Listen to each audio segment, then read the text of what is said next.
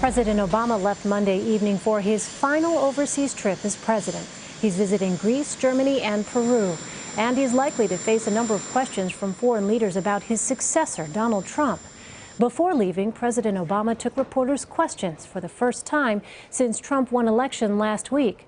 President Obama had long criticized Trump as unqualified to be president, but his message to all Americans now is to give Donald Trump a chance. People have spoken. Donald Trump will be the next president, the 45th president of the United States. And it will be up to him to set up a team that he thinks will serve him well and reflect his policies. And those who didn't vote for him have to recognize that that's how democracy works. That's how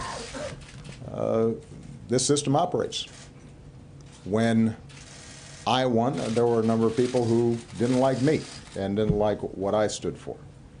And my role is to make sure that when I hand off this White House, that it is in the best possible shape and that I've been as helpful as I can to him in going forward and building on the progress that we've made. Zeke Miller is a political reporter with Time. He's in our Washington bureau. All right, so Zeke, I want to start with the president's remarks. Let's put up a tweet from his former speechwriter, Jon Favreau, which reads, "Of course Obama believes what he said about Trump during the campaign, but Trump won. So Obama has a unique, frustrating, but important role." So Zeke, I wonder, what is that role?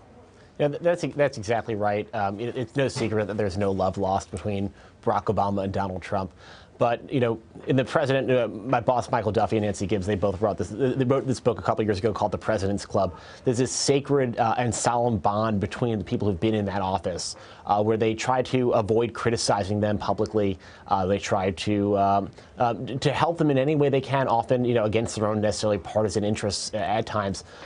Every time President Barack Obama tonight got a question about about Donald Trump, about the things that he said about the campaign, he always went back and said Donald Trump won, tried to legitimize his presidency, didn't look forward, didn't try to criticize going forward. And that's something we're going to see from him all the way through, because ultimately President Obama is mindful that a lot of his own legacy, the way he'll be judged by history, will be through the lens of Donald Trump.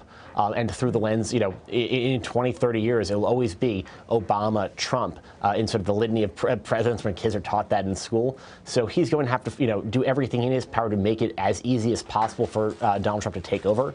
And then what he does with it, when it's his responsibility, will be up to him. Yeah, what we saw was a reminder that the office of the presidency really is bigger than any one individual person. Let me ask you this. President Obama will no doubt face questions about his successor when he meets with foreign leaders this week. Does Trump's election change President Obama's priorities on his final foreign trip as president? You know, absolutely. I mean, you know, just a few weeks ago, we were talking about things like the confirmation of Merrick Garland, or even a reevaluation of the Trans-Pacific Partnership being possibilities. Those are kind of off the table right now. Unified Republican control in Washington has changed the ball game. Certainly for those trips to foreign leaders, the agenda was sort of set up as for the president to, in a way, to sort of hand off a lot of the issues set to Hillary Clinton, and now he's going to have to go to, you know, in Germany, meeting with, you know, a lot of key U.S. allies.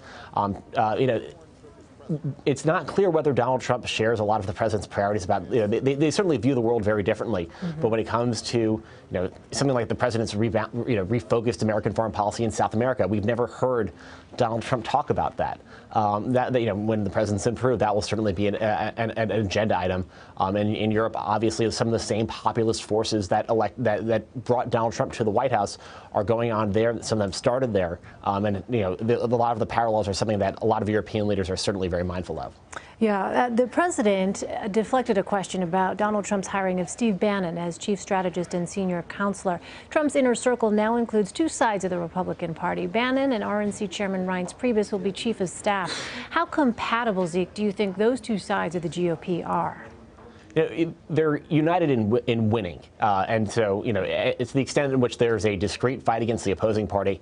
They will be somewhat united by necessity, because they're both, you know, interested in victory. That's what got them here to this point. Governing is an entirely different endeavor. And right now, Stephen Bannon and Reince Priebus are sort of like the two angels on the shoulder, whispering different things, do this, do that. And which of those sides wins out will may determine the course of the next 4 years. Is Donald Trump sort of the provocateur president, breaking all the norms in Washington and around the world, or does he try to sort of take on a sort of more technocratic, business-minded approach? That is sort of what he sold to a lot of his supporters. That's ultimately going to be his choice on who he decides to listen to. He brought both of those voices into the White House with him. But which of those voices win out, and they're not, and there will be a lot of instances where they're not compatible with each other. That may determine a lot going forward. Well, Zeke, already many of the names on Trump's list for cabinet appointments have been part of the D.C. establishment for years. Do you think there is a conflict between Mr. Trump's vow to, quote unquote, drain the swamp, as he said during his many rallies, and hiring establishment figures? There's certainly a conflict there. We've seen in the transition team so far, it's been stacked by lobbyists and quote-unquote Washington insiders. But even within the Washington establishment, there are different, there's sort of the really core, you're really in the establishment, there's the club you're in and there's the club you're not in. Everyone's part of this, sort of they live in the district, but they're the people in favor and the people out of favor. Right now, on the short list from pretty much every position, it sort of runs the gamut of the outside. There's almost always an outsider pick. There's an insider, maybe a couple of insider picks there as well. And how Donald Trump chooses to staff his administration will reflect that same, that same battle between the two angels over on his shoulders. So how does he want to govern? How does he want to stack his administration, personnel as policy?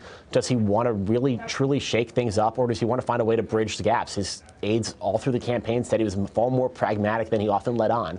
Now will be the time to see whether or not that will bear out. People will be watching closely. All right, Zeke Miller, thank you so much. Thanks for having me.